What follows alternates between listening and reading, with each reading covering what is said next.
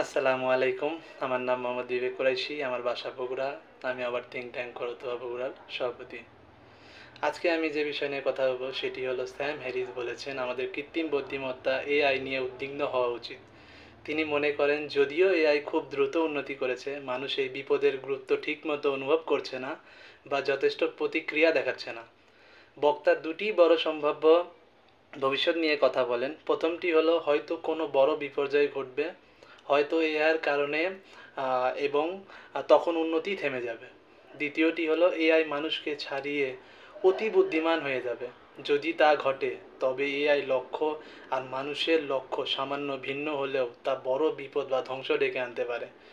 এর মানে এই নয় যে এআই মানুষকে ঘৃণা করবে, কিন্তু হয়তো এমন কিছু করবে যা মানুষের ক্ষতি করবে, কারণ তার লক্ষ্য ভিন্ন।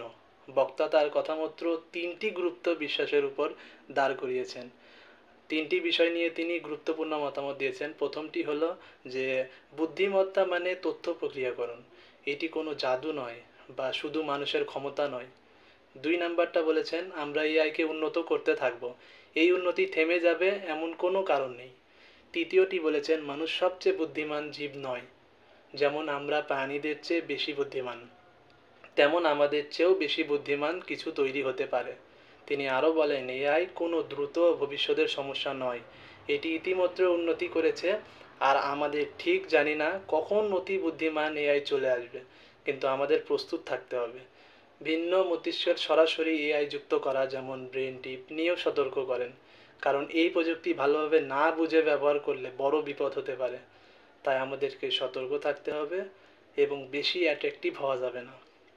শেষ কথাটি তিনি বলেছেন যে আমাদের খুব মনোযোগ দিয়ে এই সমস্যাগুলো নিয়ে কাজ করতে হবে, যাতে আমরা এআইকে নিরাপদভাবে নিয়ন্ত্রণ করতে পারি। যদি আমরা এটি ভালোভাবে ব্যবহার না করতে পারি তাহলে এটি আমাদের নানাভাবে ক্ষতি সাধন করতে পারে। সেই জন্যে আমরা তার সঙ্গে নিরাপদে থাকব এবং এমন কিছু করব না যাতে আমাদের সে ধ্বংসের দিকে নিয়ে যায়।